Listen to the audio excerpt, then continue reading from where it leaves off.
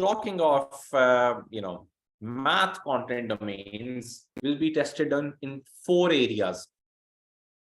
One is algebra. In algebra, our focus will mostly be on linear equations, as you've all covered in O levels very well. The equations that we say, y equals mx plus c, you have to understand what's the gradient of each equation, what's the y-intercept, how do we interpret the gradient or the y-intercept. Given the information, how do we set up those equations? Initially, I mean, in O levels, you've seen, you're given two coordinates. This is coordinate A and this is coordinate B, and you have to find out a linear equation that passes through those 2 points. Now we'll see questions involving linear equations where we'll not only be asked to set up equations, but will be asked to interpret equations. That's more important in algebra now. We'll be asked to solve linear inequalities. I'm sure you've all learned to solve inequalities in your O levels math as well. Then in advanced math, we'll see questions involving quadratic equations and higher level polynomials. But most of the questions will revolve around quadratic equations and functions. You being able to find out the x-intercepts, you being able to factorize, you being able to read the square, of a quadratic equation. That's tested in advanced math. And then you're tested on your knowledge of exponential graphs, rational graphs. I'm sure you've all seen this in O levels math. Then you come around problem solving and data analysis. This area of math tests your understanding of statistics. You must have covered mean, median, mode. You must have covered percentages and ratios. You must have covered histograms, cumulative frequency curves, frequency polygons. All that knowledge of statistics and percentages is tested in this area of math. Lastly is the easier section, that's geometry and trigonometry. But why I say this is easier is because you've covered far more detail in your O levels math than what would be tested in geometry and trigonometry here in SAT math. You will not be tested on sine rule or cosine rule. You'll just be tested on the basics of finding out the areas and volumes of 2D and 3D shapes respectively, understanding the rules around triangles. Obviously, you've covered far more detail around triangles in O levels math. That much detail would not be tested here in geometry and trigonometry. This is the easier area, geometry and trigonometry. The harder areas, I would say, are algebra and advanced math because of the kind of questions that are asked on these topics here in the SAT math. Does anyone have any question so far?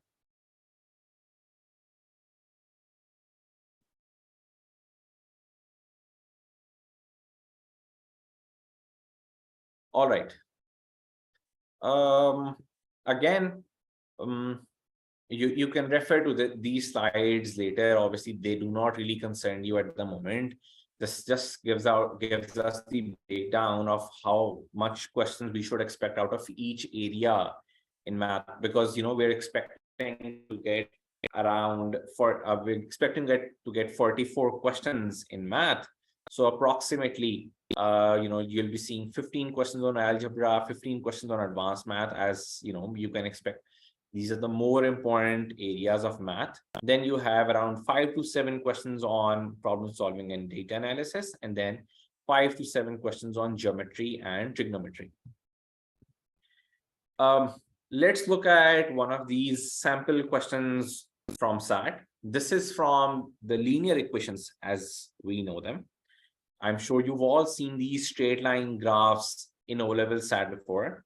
Take a moment to read this question and sort of think of an answer for this question. Okay, so what's happening over here is that we have a straight line over here, which has a y-intercept of 100. We've all seen, but this is a y-intercept. And then this line has a slope of 25. How do I know that this line has a gradient of 25? Because every time x increases by, the y value increases by 25. So it is 125 over here, then it is 150, then it is 175, then this is 200. So every time x increases by 1, my y value is increasing by 25. That's exactly what the gradient is. Now they're asking what is the interpretation of the slope over here. So we have to know what's the interpretation of the slope. Option A and B are both giving us the correct information. First of all, option B is telling us that the video game system costs $100, which is the fixed cost that a person is paying. For example, if you go out and buy a PS4 or an Xbox, let's say its fixed cost is $100, but then you also have to purchase the games, because X, as they've said, is the number of games. So for each additional game, the cost is going up by $20. So option A says that each game costs $25. That's the interpretation of the slope. Although option A and B are both giving us the correct information, but the correct interpretation of the slope is option A, which says that each game costs $25. All right. So inside MCQs like this, where you might see that, hey, option B, C, or D is giving out the correct information, but that's not what's being asked in the question over here. That's what you have to be careful about. So option A is the correct answer. Anyway, so now how would you be, practicing SAT, and how would you be taking the SAT? Let's just take a look at that. On the College Board, you will, see a link for the Blue Book. This is the application that you would be using to practice SAT online. It will run on, any of your Windows laptop, on Mac, or on your iPad. As one could presume, once you're into the test, you would not be able to use any other app. For example, if you're inside the test, you could not just minimize it and open your Google Chrome to look out for answers. You can't do that. This app will obviously include a graphing calculator, as we already discussed for the math sections. You will have marks for review.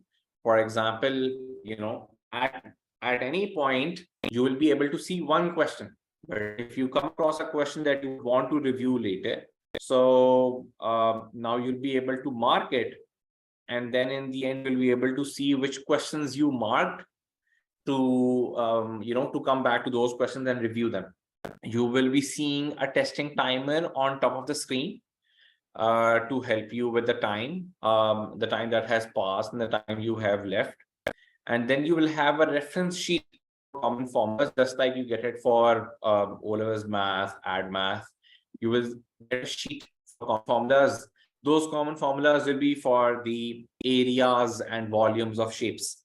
Then you'll be able to annotate on the reading sections. Obviously, some students were worried if the SAT is now digital, they'll not be able to underline, the end of passages, as they are more comfortable underlining down some notes. You will actually have that way of annotating or highlighting some sections of the reading for referencing later. And then you will be able to use your own personal devices, and you'll be responsible to download the application before coming to the test to the exam center. Okay, most of the students actually prefer taking their own devices instead of asking for the test center. But if you think you'll not be able to have access to your own device on the test day, you can just ask the testing body for you in the testing center. Okay. So this is how the timer would look like on the top. You will sort of see a formula sheet like this. It will, drop down from the top. write for the formulas of area and volumes of shapes. And then you'll have a graphing calculator like this, because most of you are not familiar with this at the moment. It would be great to, sort of play around with this graphing calculator before you, go for your actual SAT. And then as I will flag the for review later, just like, over here, I could see the questions are from 1 to 14, and I had flagged question number 7. This way, I know I have to go back to question number 7 and I have to review it before I submit my test. You will have like you can highlight and you can make a note over all you understood out of this text to answer the question later. We're talking about resources that you could use for preparation. Obviously, there are many resources available for preparation, but here is the list of resources that you have to use them in the same order. Number 1 is Khan Academy. From Khan Academy, you can first of all see questions, divided into topics. So for each topic, you could practice questions there. Practically unlimited questions for practice available on Khan Academy. Why I recommend Khan Academy is because Khan Academy has people from the College Board itself writing questions for Khan Academy. So the people who used to actually make questions for SAT are now working for Khan Academy to, make questions for student practice. So the kind of questions that you see on Khan Academy are the most authentic kind of questions, are the most authentic practice material that you for SAT. But the problem with Khan Academy right now, at least for a few months, is that, if you're targeting for a score above 700, Khan Academy now has easier questions, because after, they've started out adaptive questions in module 2, the harder questions that you now see in module 2 are far harder than what you see in Khan Academy. Therefore, I recommend using other resources for practice once you're done practicing on Academy. So on Khan Academy, you'll be able to see easier questions, medium and harder level questions, but the harder level questions are not sufficient to help you score above 700 on the actual SAT mark. So it's best to use other resources as well. But best, you have to cover Khan Academy in its entirety. Then there is this website, cracksat.net. I like this website because, they've broken down the curriculum into smaller subtopics, and then you have questions in each subtopic that you could first of all attempt. It will then tell you what was your score, and then it provides explanation on why your answer was incorrect and why the other answer is correct.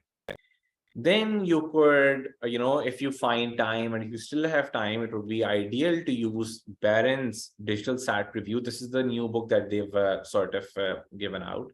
This is not available in Lahore at least up till now.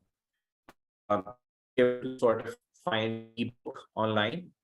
Lastly, is the Blue Book, as we've just discussed in the previous slides. This is the Blue Book, as we've been discussing.